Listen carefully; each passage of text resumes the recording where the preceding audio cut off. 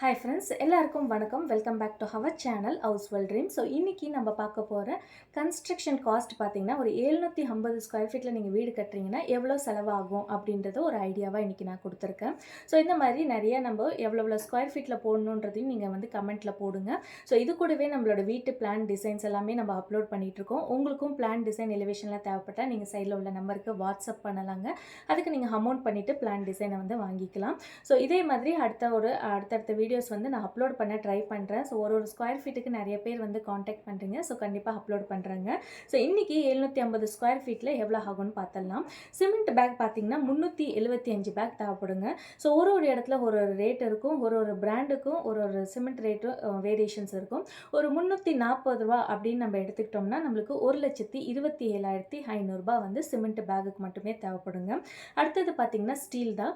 ஸ்டீலுக்கு வந்து 3,375 கேஜி தேவைப்படுதுங்க. ஒரு கேஜியோட விலை பார்த்தீங்கன்னா 75 ரூபானா மொத்தம் 2,53,125 ரூபாய் நம்மளுக்கு ஸ்டீலுக்கு மட்டுமே தேவைப்படும். ஸோ அடுத்ததாக பார்த்தீங்கன்னா பிரிக்ஸ் தாங்க. பிரிக்ஸ் வந்து நம்மளுக்கு 12,000 கல் வந்து தேவைப்படுங்க.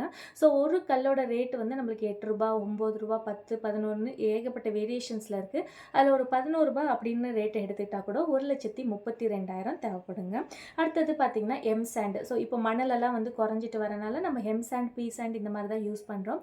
எம் சாண்டுங்கிறது வந்து நம்ம வந்து வீடு கட்டுறதுக்கு, கன்ஸ்ட்ரக்ஷனுக்கு, இந்த காலம், பீமு, பிளின்த்து, ஸ்லாபு இந்த மாதிரி இடத்துலலாம் நம்ம வந்து எம் சாண்ட் யூஸ் பண்ணுவோம். பி சாண்டுங்கிறது வந்து பிளாஸ்டிங் சாண்டுங்க. இது வந்து நம்ம பூச்சு வேலைக்கு மட்டும்தான் யூஸ் பண்ணுறோம். ஸோ முடிஞ்ச அளவுக்கு வீடை சுற்றி வந்து அந்த பிளாஸ்டிங் ஒர்க்கை வந்து கம்ப்ளீட் பண்ணுங்கள்.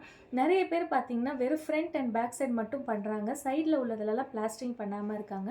ஸோ நம்மளோட வீட்டோட ஆயிலை நம்ம தான் வந்து சப்போர்ட் பண்ணி அதிகரிக்கிறதுக்கு வைக்கணும். ஸோ முடிஞ்ச அளவுக்கு எல்லா இடத்துலையும் பிளாஸ்டிங் பண்ணுறது வந்து வீட்டுக்கு நல்லதுங்க. ஸோ இப்போ எம் சாண்ட் பார்த்திங்கன்னா 13 யூனிட் தேவைப்படும். ஒரு யூனிட்டோட விலை 5,000 ரூபாய்னாலும் 65,000 ஆகுங்க.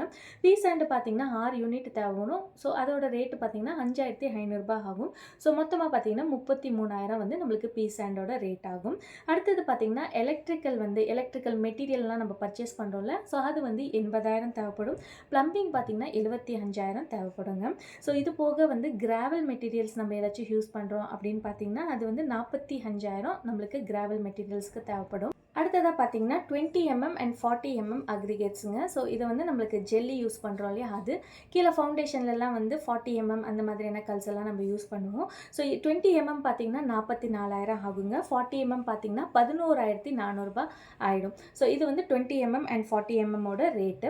கிராவல் பார்த்தீங்கன்னா 45,000 நான் ஆல்ரெடி சொல்லியிருந்தேன் இல்லையா, ஸோ 45,000 ஆகிடும். டைல்ஸு, கிரைனைட் இது எல்லாத்தையும் சேர்த்து 78,125 ரூபாய் ஆகும். டோரு, விண்டோஸ் இதெல்லாம் பார்த்தீங்கன்னா 95,000 ஆகும். பெயிண்டிங் பார்த்தீங்கன்னா 60,000 ஆகிடுங்க. ஸோ மொத்தம் மெட்டீரியல் காஸ்ட் மட்டுமே நம்மளுக்கு 11 லட்சம் கிட்டத்தட்ட ஆகிடுங்க. இது போக வந்து அடுத்தது வந்து லேபர் காஸ்ட்டோட ரேட்டு தான்.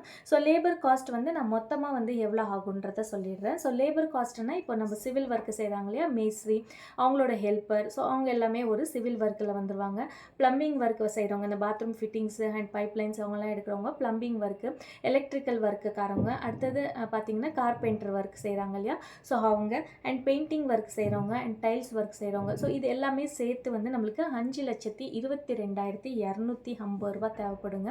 ஸோ மொத்தமாக பார்த்திங்கன்னா 750 ஸ்கொயர் ஃபீட் வீடு கட்டுறதுக்கு நம்மளுக்கு 16,22,000 கிட்டத்தட்ட வந்துடும். இது ஒரு ஏரியாவுக்கு தகுந்த மாதிரி ரேட் வேரியேஷன் இருக்குங்க. ஒரே ரேட்டில் வந்து எல்லா இடத்துலையும் இருக்காது, கொஞ்சம் வேரியேஷன்ஸ் இருக்கும். சில இடத்துல வந்து ஏரியாக்குள்ளே வரத்துக்கே, மெட்டீரியல் வரத்துக்கே கொஞ்சம் கஷ்டமாக இருக்கும். நிறைய தூரம் வந்து ட்ராவல் பண்ணி அந்த மெட்டீரியல் வரணும், கொஞ்சம் டிஸ்டன்ஸில் இருக்கிறவங்களுக்கு. ஸோ அந்த மாதிரியான வேரியேஷன்ஸ் வரும். அண்ட் சில பில்டர்ஸ், சில கான்ட்ராக்டர் கொஞ்சம் ரேட் வேரியேஷன்ஸில் வைப்பாங்க. அவங்கவுங்க குவாலிட்டிக்கு தகுந்த மாதிரி ரேட் வேரியேஷன்ஸ் வச்சுப்பாங்க. இது வந்து ஒரு அப்ராக்சிமேட்டான ரேட், உங்களுக்கு எவ்வளோ ஆகுன்ற ஒரு ஐடியா தான் நம்ம கொடுக்குறோம். ஸோ இந்த அடுத்தடுத்த வீடியோஸில் உங்களுக்கு என்ன மாதிரியான வீடியோஸ் வேணுன்றதை நீங்கள் கீழே கமெண்ட்டில் கேளுங்க. கண்டிப்பாக அடுத்தடுத்த வீடியோஸில் அப்லோட் பண்ணலாம்.